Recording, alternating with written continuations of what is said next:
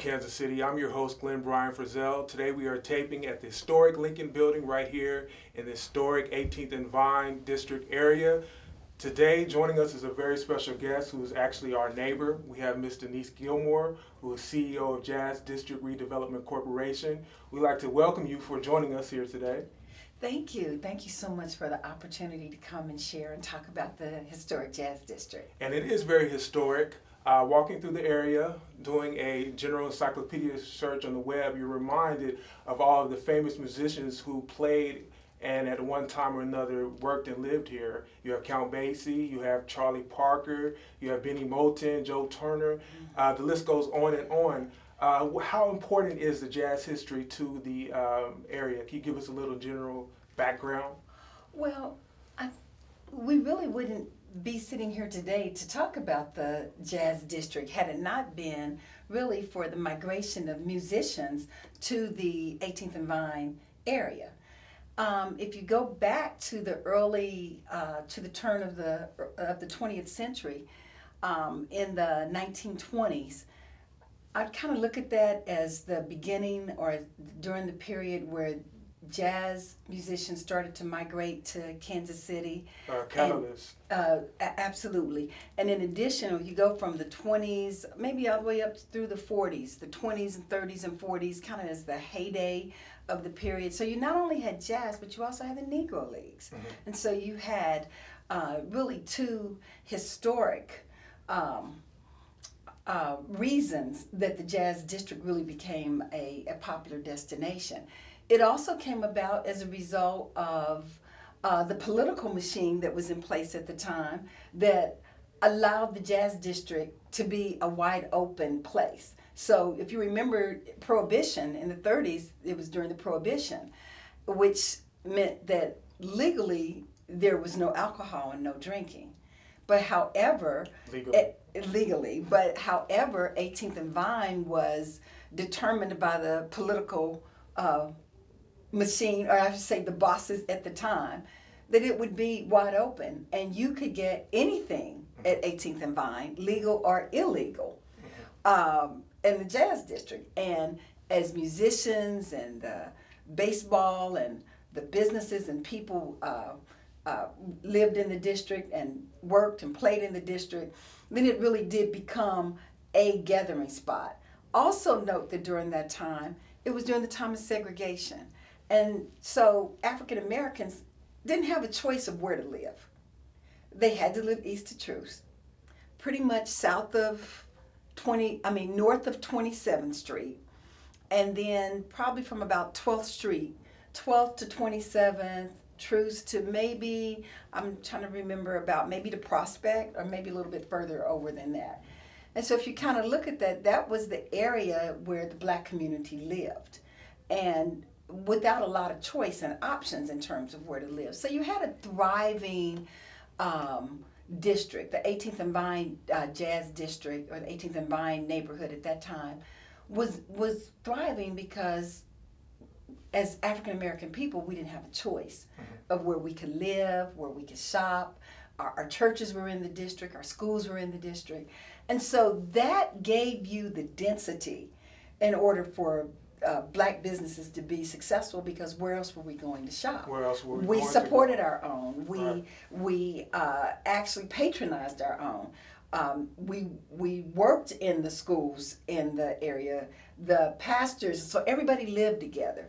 You knew your neighbors. So it harkens back to that time when we can all think about a time when you actually knew the people that you worshiped with, that you lived and shared a block with, you went to school with, you knew your neighbors. Really a village atmosphere. Absolutely. And we were talking a little bit before about how, well, in this African American gem, this treasure of our culture, that how desegregation had an unintentional negative effect on.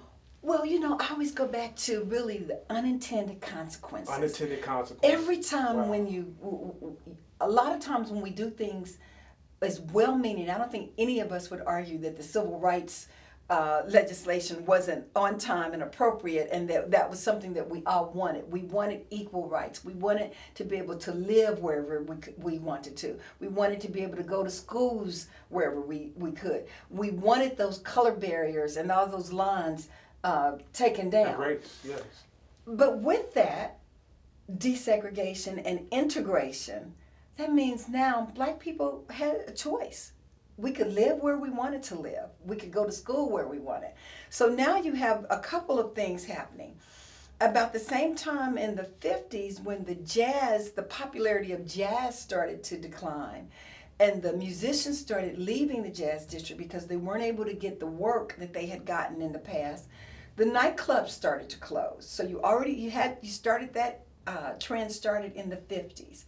And then when you fast forward then to the 60s, as black people had a choice in terms of where they no longer had to live in the boundaries that we described earlier, and as we started moving out into other areas of Kansas City, then you have that compounding pretty much the flight from not only just the jazz district, but the urban areas, period.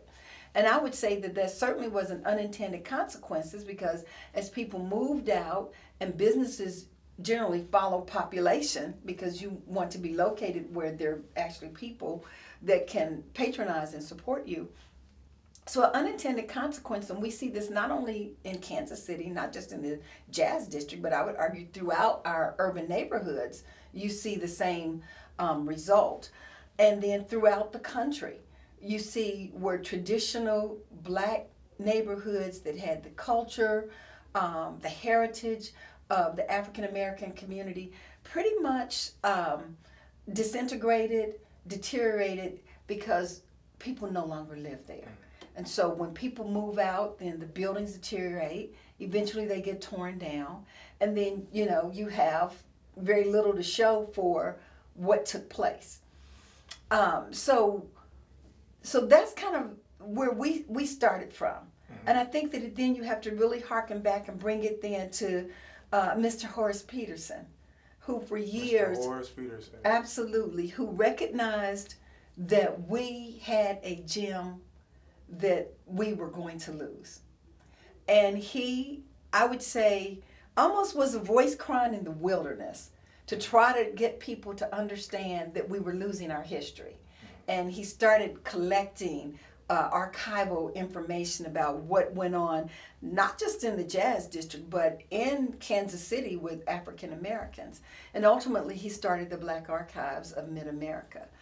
And so I would say that, literally for, 35 years or better, he was this voice that we needed to try to preserve this area.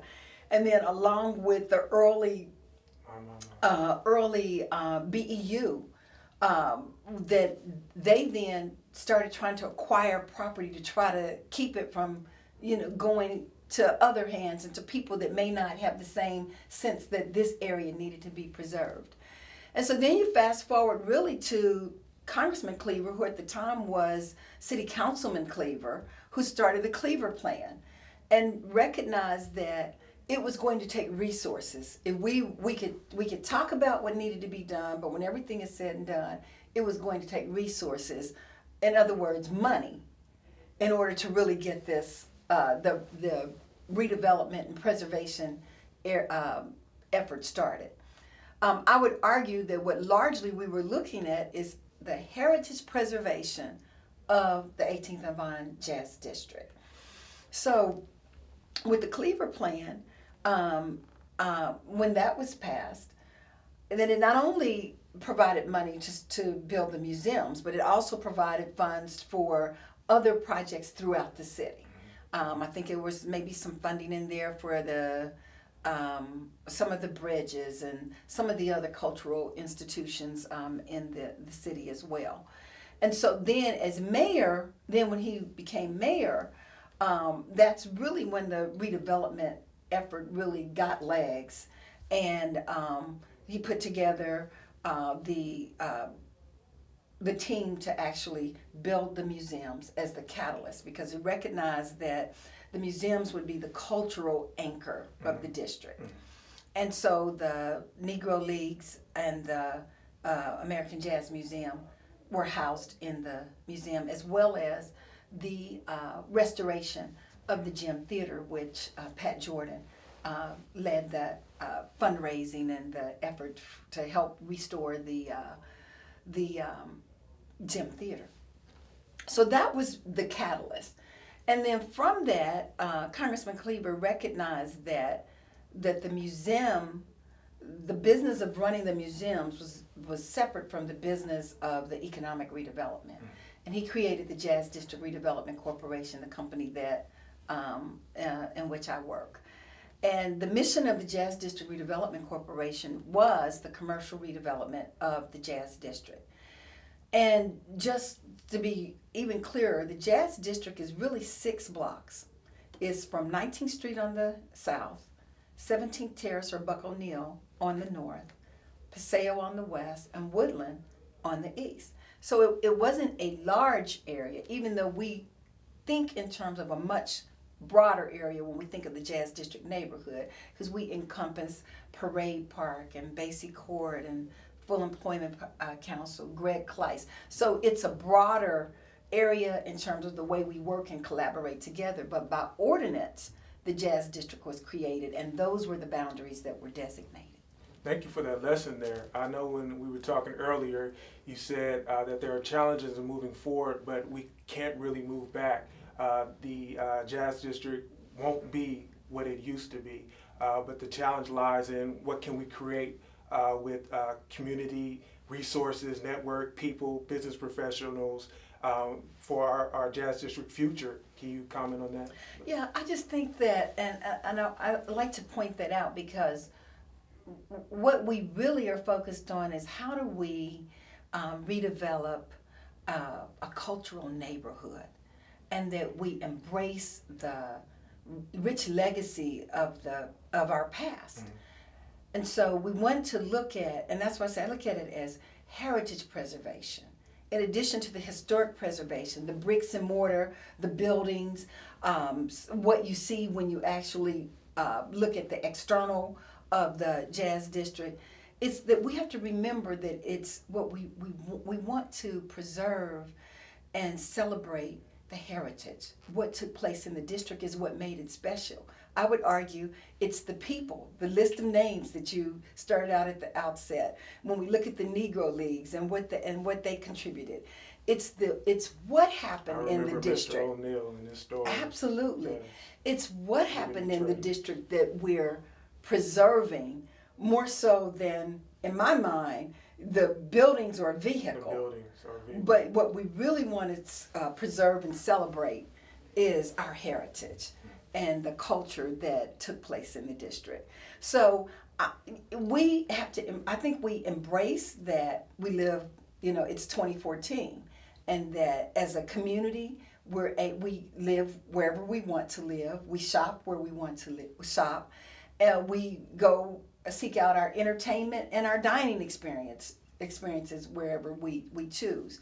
So then when we look at how do we then take what we have and continue to build upon that, and to embrace and to really promote the cultural and sustain the district through the cultural aspects.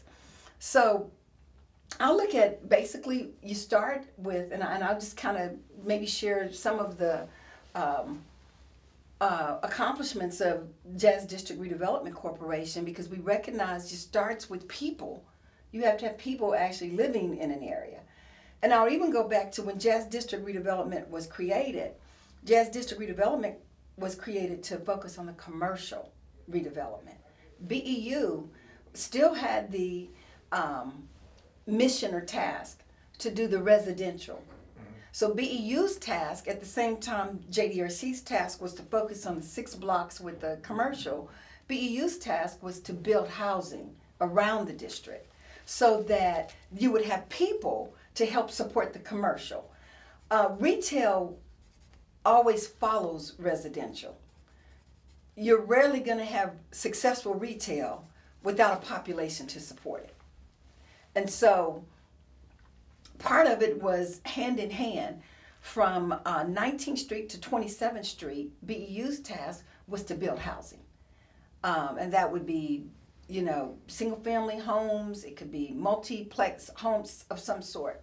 And so it was both of those things that were over the years supposed to happen simultaneously. So we'll just kind of focus on what JDRC has done. We partnered with McCormick Barron Salazar in the late 1990s, about 1998, to redevelop, actually to add housing and commercial space. And at that time, the units that we had we had about 75 units that were constructed, along with the Centennial Senior Villas, which was another 46.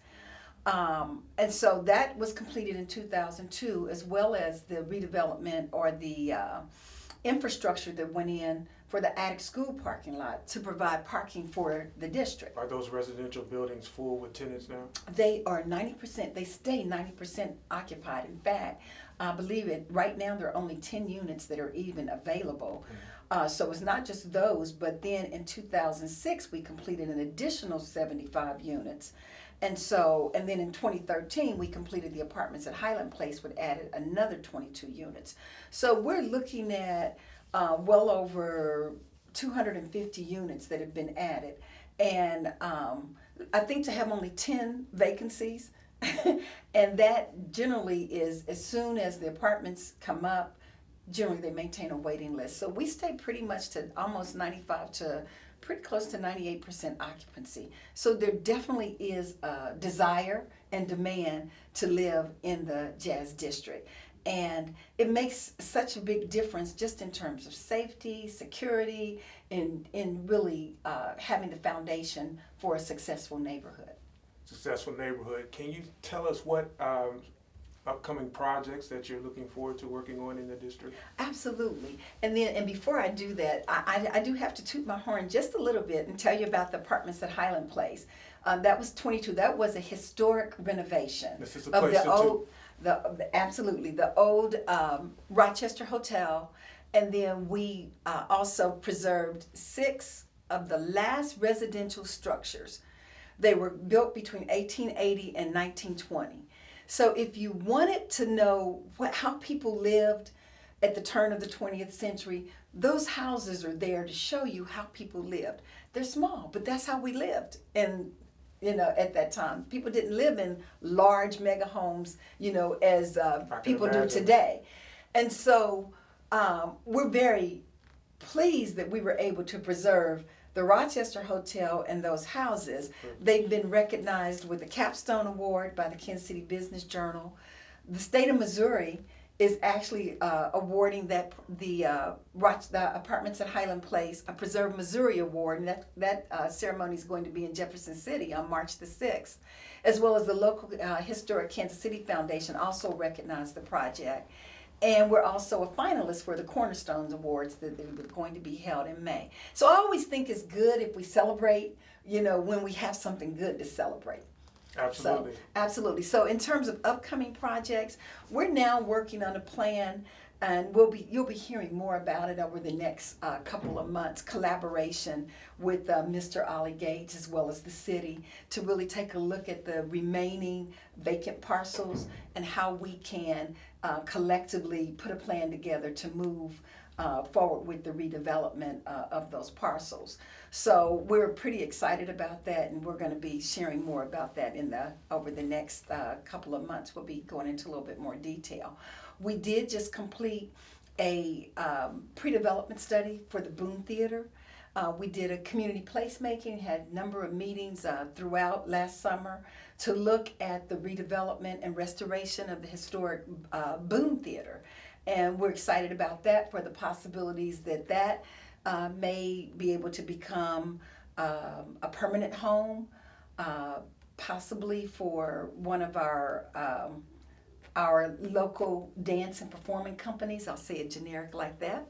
And or possibly also to look at recording studio spaces or also some other music-oriented venues. So that's early on, but we did complete that in conjunction with a National Endowment for the Arts grant that we did in collaboration with the Arts Council and the Downtown Council. So we are excited about that. The other thing in terms from a program that's coming up is that we're going to start the Walk of Fame, and I'm not sure if you've heard about that or not. And this is a project very near and dear to Congressman Cleaver's heart, and actually he is, it's really his brainchild.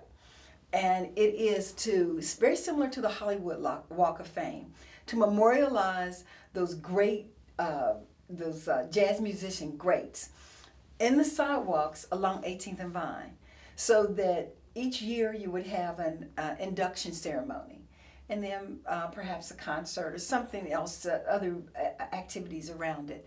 And you would induct a notable person. They would have a plaque on the sidewalk. And so if you can imagine, if we 10 or 15 years from now, if you do this every year, throughout the Jazz District, you'd be able to walk throughout the Jazz District, and you would have the history right there that you would be able to appreciate. So it would be historical, educational, and entertainment at the same time. So we're very excited about that, because it gives people, visitors as well as residents, an opportunity to engage the Jazz District without necessarily having to go indoors. If you don't want to go to a nightclub, or you don't want to go inside any of the venues, if you just want to, on a nice summer day, just walk the district, it will provide that opportunity as well. But we want people to come and enjoy all of the venues that we have. What's going on with the Gym Theater and Rhythm and Ribs Festival? Well, okay, so the Jazz Museum, under the direction of Gregory Carroll, is actually the producer of the what was the Rhythm and Ribs Festival. They've renamed it Kansas City's 18th and Vine Festival. Typically, they have that festival in October. They've not announced the dates as to whether or not they're still going to stick with that. But since you did bring up Rhythm and Ribs, you reminded me that that was our initiative by the Jazz District Redevelopment Corporation to work in collaboration with all of the stakeholders in the district to present a festival that everybody participated in, and that had as its goal to attract people back to the Jazz District. And we were very successful in that with the pre-financial collapse of the of the markets. And so we were very successful in bringing people back to the district, to reintroduce them to the district, to see that it was clean, safe, and fun. Clean, and that safe, people, and fun. and that's what people look for, in terms of their entertainment venues. Ms. Gilmore, what can we do in the community, particular younger people coming back from college, people with degrees in real estate development, people who have business plans, people, even Cascade Media Group, a business in the area who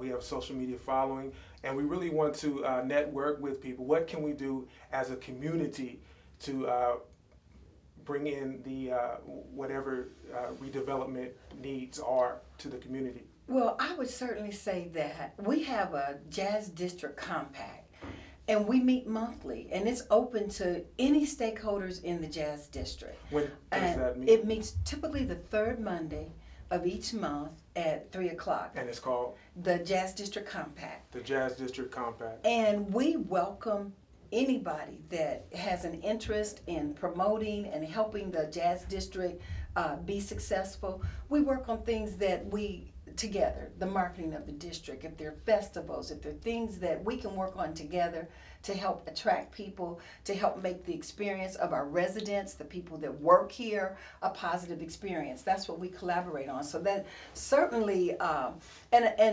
certainly I would encourage anybody that is interested in working on how we move the Jazz District forward collaboratively, to feel free to come to those meetings. And certainly they're welcome to call my office and give their email address, and we'll put them on the mailing list, because we do send the notices out by email. So. And what is your office phone number and the website that the Jazz District Redevelopment Corporation has? The website is www.kcjazzdistrict. www.kcjazzdistrict.org is our website. Our telephone number is area code 816-221-1719. And so we just are very excited. The other thing, when you said Cascade Media Group, I would tell you that what the Jazz District needs most are champions. People who believe that this is something that's positive for our community. Champions. We need people who are proud of what we do. I shared with you earlier that I travel across the country, and people are so impressed with 18th and Vine. But then if you read a local newspaper, you would think that nothing good has ever happened here. And so we need to become our own champions, and we need to be able to put our chest out and be proud of what we've done. Because there's no way that you look at the district 20 years ago and how literally it was vacant lots, blighted, empty buildings, and you look at it today and you come to the conclusion that nothing has happened. So we need champions. We need people to tell. We need to tell our own story, which is obviously what happens over and over again. We have to tell our own story, and it's a good story. Something good is happening every day. We thank you, Ms. Gilmore. Final words? Tell the story. Tell the story. We'd like to thank Ms. Denise Gilmore of the Jazz District Redevelopment Corporation. I'm Glenn Frizzell with What's Up Kansas City Cascade Media Group. Check out more video online at www.whatsupkansascity.net. And remember, the sky's the limit. If you shoot for the moon and you miss, at the very least, you would have landed among the stars. Stars, absolutely. Thank you so much, Glenn. Thank you for the opportunity. CMG wants you to always remember, the victory we call success goes to the best prepared. When you invest in your community, you're really just investing in yourself. Thanks.